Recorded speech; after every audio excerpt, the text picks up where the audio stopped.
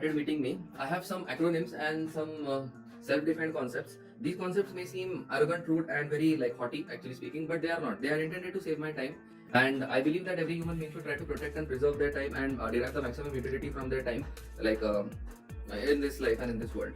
So some of the concepts are no incoming disturbance, meaning like I don't take incoming phone calls.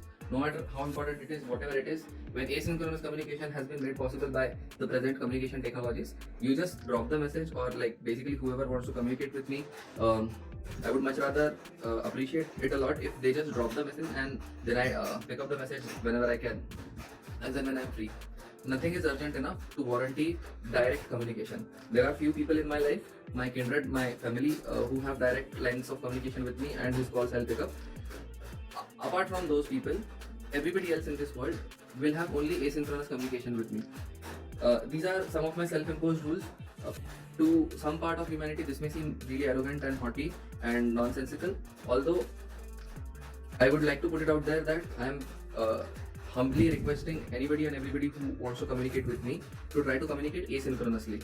What is the meaning of asynchronous communication? Essentially, you drop the message at one place and I read the message. Email is a very good example of asynchronous communication.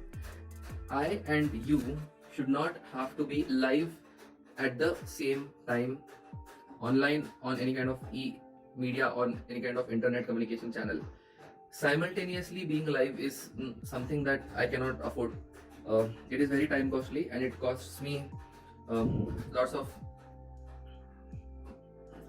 because of that lot of inefficiency happens. So I'm humbly requesting anybody who would like to communicate with me to communicate asynchronously, which essentially means that you drop a message and I read the message whenever I read the message and I get back to you whenever I get back to you. This concept of not taking phone calls, etc. This concept I call the concept of no incoming disturbance. So essentially I would not like any incoming disturbance to happen, and I would like to communicate asynchronously with whoever wants to communicate with me. This is not because of arrogance, vain pride or haughtiness. This is just to protect and safeguard my time.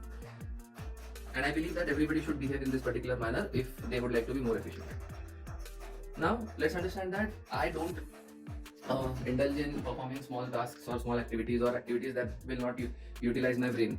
For instance, I do not open my own doors. I do not carry my own bags, etc.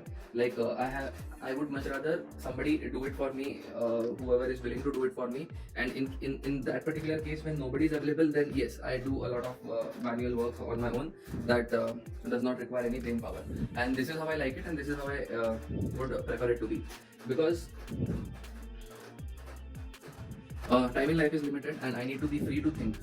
Thinking is a full-time job. It is difficult and it is one of the most challenging tasks in the world, and I would like to accomplish it well, because thinking and problem solving and critical thinking is what is going to bring a lot of value to humanity in general.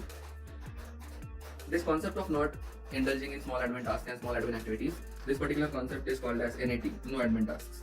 Okay. The earlier concept was called no incoming disturbance. Whenever I am with somebody and talking with somebody, be it a business executive, business partner, etc., and suddenly see the way in which human neurons are working is that human neurons are actually clicking suddenly. We all know the example of Kekule, the scientist who actually, from his own mind's vision, postulated the correct structure of benzene, or the structure of benzene that is as correct as we know it to be. He kind of had an epiphany, or he kind of had a vision essentially. Now, what will happen if I have epiphanies, or I or anybody else has epiphanies or visions while talking with somebody? I would like to pause the human communication and I would like to think about what we are talking. So in such situations, I say the word, don't talk, I am thinking. DTIAT. That is what it means. DTIAT. Don't talk, I am thinking. All these may seem very haughty, very prideful and very vanity-filled, but believe me, they are not. I believe everybody should operate like this. This is a much more efficient way to operate. We have got only so much amount of time on earth, and I'm sure all of us would like to spend it in the most efficient possible manner. I'm a little bit of an extreme person that way, and I would like to extremely be very careful. I would like to take extreme measures to protect my time. So these are some of the key ingredients in order for me to be able to do so. And whoever wants to communicate with me in general, I would request them to just follow these protocols so that we can better communicate with each other and we can have better deals together. Let us say we can have better associations together while we are alive on this planet Earth, and thus be the best version of ourselves, push the boundaries of our reality, as well as help humanity in the process. As always, I would like to say, light speed.